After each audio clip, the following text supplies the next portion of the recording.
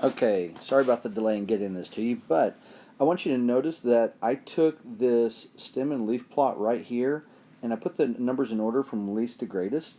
I then found the middle number right here, which is your Q2.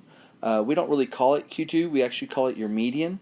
Okay, so basically, I'm just going to label that as M, and that's going to be your median. Okay, so 88 is your median.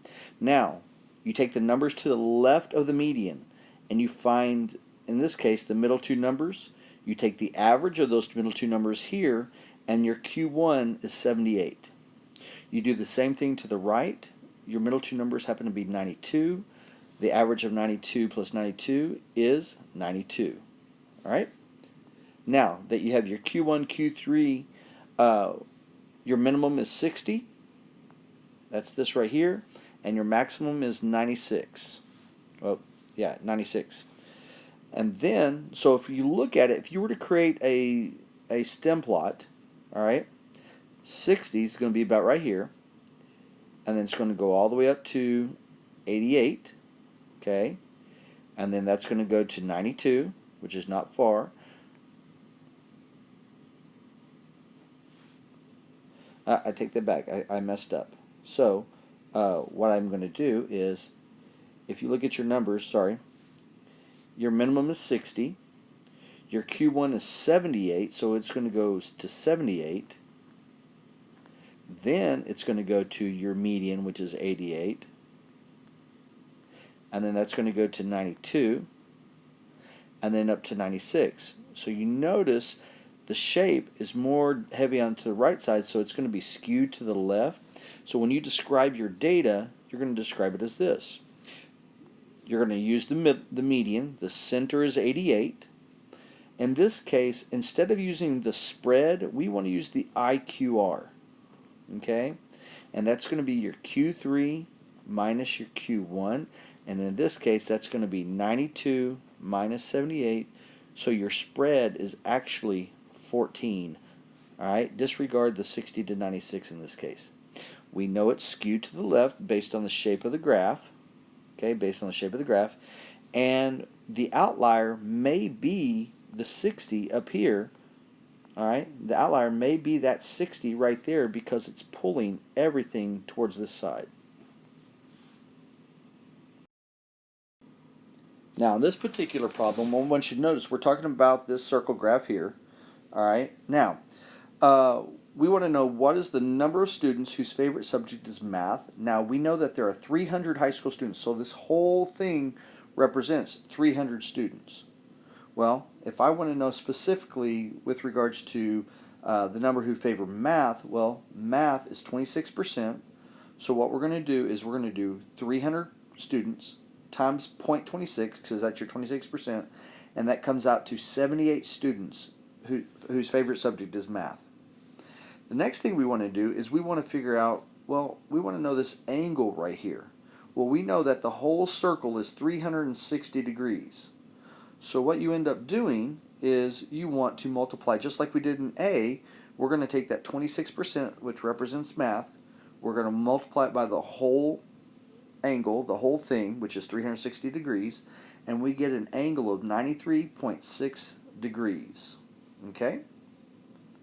Now, let's move on to this. On number 7, what I want to point out is there are 16 frozen brands of cheese pizza. So that means I'm going to put this on the number line. Notice how I numbered them. I didn't even put the lines on the line. Like, I didn't do this. Okay? So I just wrote the numbers underneath. I put them in sequential order. All right, and I went by tens. And I spaced them out as evenly as possible. Now, if you look at the data, it kind of rises up here and a little bit right here. So it's slightly skewed to the left. So when I go to describe the data, okay, now, how did I get the center? Well, we know that it's skewed data. So we're going to use the median. How do you find the median? Well, half of 16 is 8. So I counted 1, 2, 3, 4, 5, 6, 7, 8. And then 9. So those two numbers, the average between those two numbers is your median. So it's 330. Again, we said it was skewed left, and that helped me determine to use the median for my center. The spread in this case, because I did not do a box and whisker, it's okay to use the spread. So from 260 all the way up to 380, that's a spread of 120. And then finally, the outlier, well, we know that 60 is probably pulling the data down to the left. So that's why we say it might be an outlier. Okay, so on this particular problem, we want to take a look at all 4 of these stem and leaf plots. I'm sorry, box and whiskers. The figure below compares the income distribution for 4 levels of education. And they had, based on 113,000 observations. So that's a lot of observations. So I want to point out one thing. All right, let's go ahead and do this.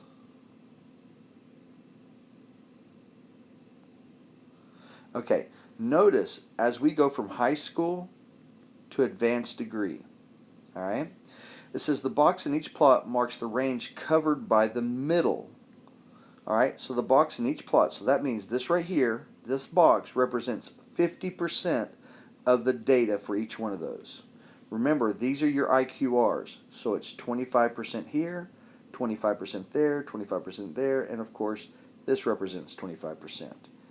So when we talk about the box, the IQR is what it's referring to. That's this section right here. Okay, that's the 50% we're referring to. Now, let's take a look at these questions. It wants us to describe the graph for you. Well, let's take a look at this. Let's take a look at the centers. Notice the center is the median. That number here, that number. What's happening as we move to the right? Well, it's increasing. So as the center is increasing, as the degree is increasing. Now, let's look at the spread. All right. Now, the spread is going to be the IQR in this case.